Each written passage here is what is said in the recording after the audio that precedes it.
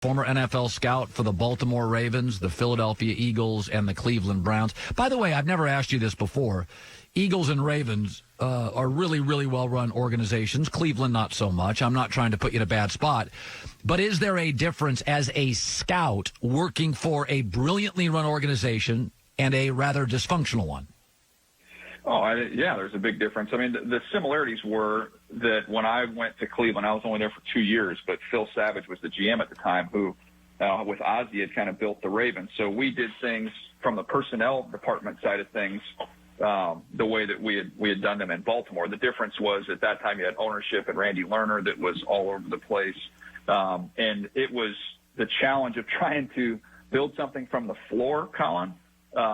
Man, and they're constantly resetting. You know, we won 10 games, I think, in 2007. The next year was 4-12, and they scrapped the whole thing. And they just have constantly started over and over and over and over again. And it's why they are where they are. Yeah, no, Joy and I have talked about this before. If our management every year changed people on our staff, it just wouldn't be as good. You just wouldn't have the continuity with people. It's amazing. Patience in this league is rare, and the teams that illustrate it do well. Daniel Jeremiah. So I'm talking to an NFL general manager on the East Coast last night. Yep. And I'm selling him Justin Herbert. And I'm like, listen, Oregon has a great recruiting staff. I don't like their offensive staff from schematic or game planning. I think it's conservative. When they finally took the reins off Justin Herbert in the Rose Bowl, he looked a little bit like Trevor Lawrence. But this East Coast GM said there's something about him. There's a presence. There's something missing. It is now the third either scouting director or GM. I watch Herbert. He wins. He's productive. He's tall. He's a 4-point student. He's got a good arm. What do you see? What is everybody seeing? I'm not. I'm optimistic. I hear nothing but pessimism from the Oregon quarterback.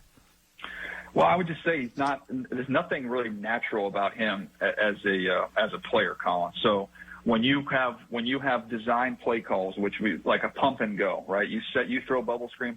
Now you're going to pump the bubble screen and hit the vertical route. Like he'll do that stuff. But in terms of then sitting back, working deep through progressions, you get pressure in your face. You've got to adjust off that, reset, and deliver the football. Those are some of those more naturally instinctive things you want to see from the quarterback position, and that's not where he's at his best.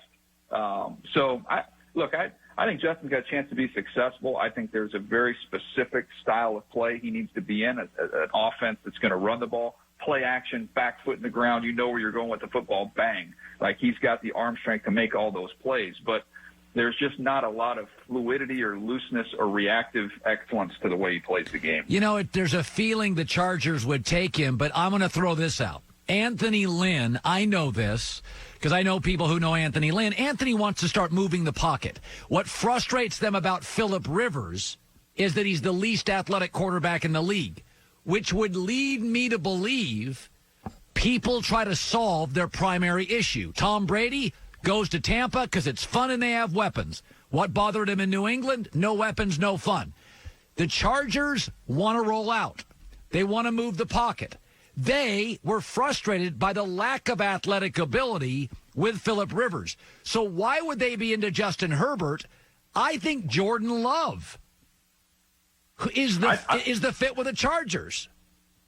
Yeah, I pose this question, and this is just kind of looking at the draft strategically, Colin. If you look at it right now, say you're the Chargers, to me, I still think Tua would be their first choice if they could somehow position themselves to get him. But let's assume if it's an arms race, we know Miami's going to win that because they've got more picks. Right. So let's assume that he goes there. Well, when you look at what happened in free agency at pick 13, with the Colts getting out, right? They take DeForest Buckner. They're out. There's nobody in that 13 spot. I don't think the Niners taking a quarterback at 13, so that eliminates a quarterback team. I think Tampa, with the push with Tom Brady, even though it makes sense to get a young quarterback in the pipeline, I don't think they do that in the first round. I think they're trying to get somebody to help Tom Brady because they think they've got a chance to win right now. So that takes 14 out.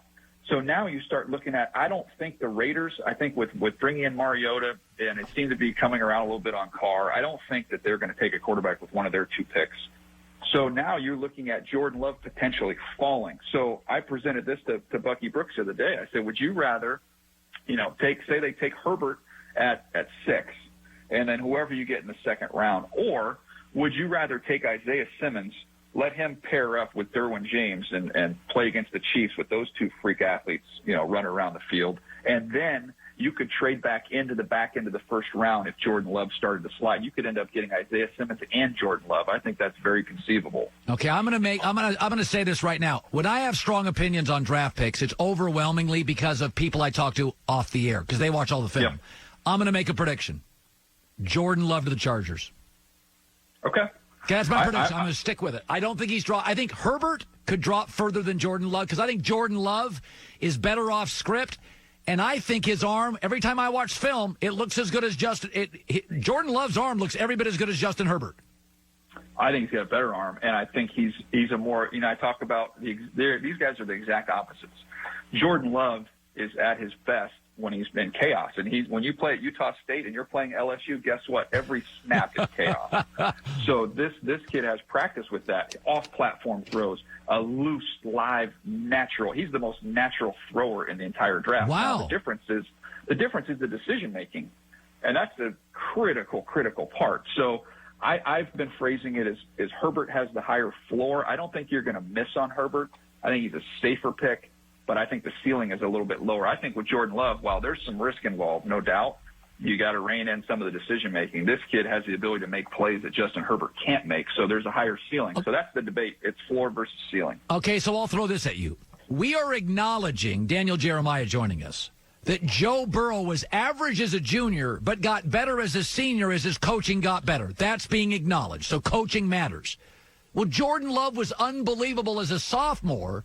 His coach left. He got Gary Anderson, less of a coach, and he struggled. Why aren't we giving – to me, I look at Jordan Love and I think if we're going to elevate Burrow and acknowledge he got better with coaching, can we not acknowledge that Jordan Love, when he had the best coach of his college career, put up unbelievable numbers with non-NFL receivers, backs, and tight ends?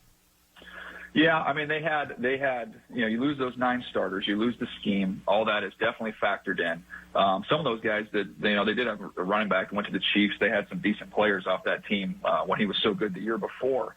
The difference, I would say, is that even though we saw Joe Burrow's play explode, Joe Burrow, there wasn't a recklessness to his game, and there wasn't just a high volume of turnovers, and that's what gets attached to Jordan Love here. And here's the thing. You can look at it and say, we've got to factor that in, and you can look at players that have had their supporting cast. Josh Allen is a great example, right? His supporting cast his last year at Wyoming was terrible. So you factor that in, you hope you're getting the Josh Allen from the year before, and so far that's happened. But I can flip the coin, Colin, and say we had the same discussion about Deshaun Kaiser. Deshaun Kaiser early on at Notre Dame was outstanding. Then everything kind of fell apart around him, and his play fell apart. And so you kind of left wondering, which guy am I getting? And it's a lot easier when the most recent version is the good version when you're having the conversation in the draft room. Okay, so I make this argument all the time, and you can shoot it down, Daniel Jeremiah. His podcast here is with my friend Bucky Brooks. It's called Move the Sticks with Daniel Jeremiah and Bucky Brooks. You're allowed to listen to it right after you listen to the Herd podcast. Anyway. So let me throw this at you, is that every time you talk to players, they'll tell you can tell in 2 practices if a draft pick can play or not. You can just tell immediately. The kid's heart's in it or he's not. He's got this, awareness. He's got the toughness. So the NFL's got 4 preseason games. It's got multiple camps. College football doesn't have any of that. And yet Auburn and Oregon can play game 1, and it counts. Is it possible, if the virus forces the NFL to eliminate a camp, shrink the preseason game, how valuable, big picture, is all this stuff off season? How many preseason games? If 19-year-olds don't need one, why the Rams won't even play starters, their preferred starters in the preseason? Could you get rid of 3 of the 4 preseason games as a scout, as a GM, and still know who can play and who can't in your roster?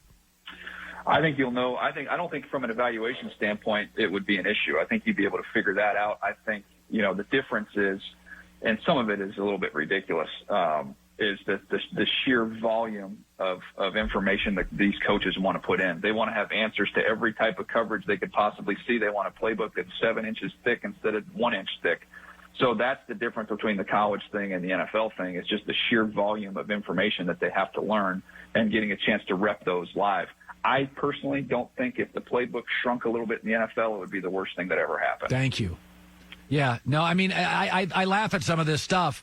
As the game inherits or accepts more college concepts and it becomes more athletic, what basically is happening in the NFL now is they're asking their quarterback, listen, kid, use your legs a little bit. Ad-lib. That's why people don't like Justin Herbert. He doesn't ad-lib enough. To me, I want athletes, Daniel, to be as fast as they can be. The more you think, the slower you get, right? That's Pete Carroll's philosophy. If you look at the way Pete Carroll's defenses have been going all the way back to USC, they played cover 3. I mean, 90% of the time, and it's very simple. Guys know exactly what they're doing, and what he did is he said, "I'm going to go out and get the best athletes I can find, and we're going to make it really simple, and we're going to play really fast." And I still think he proved it. He proved it at the NFL level. That works at that level. So I think there's something to that. All right, Daniel Jeremiah, who quarterbacked, by the way, in college at Appalachian State. You weren't part of that team that beat Michigan. You're too old, right? No, yeah, I was there when we beat Wake Forest a couple times, which used to matter until they went out and beat Michigan, and then they forgot about that Wake Forest game, Colin. But what a masterful moment! That was. They always had a good. I went to Eastern Washington. We always have a good football program. App State can always play a little bit. Daniel Jeremiah, good talking to you, bud. Thanks, buddy. Be safe. Talk to you later. You bet. Hi, everybody. Thanks for watching. Subscribe here to get the latest from the show.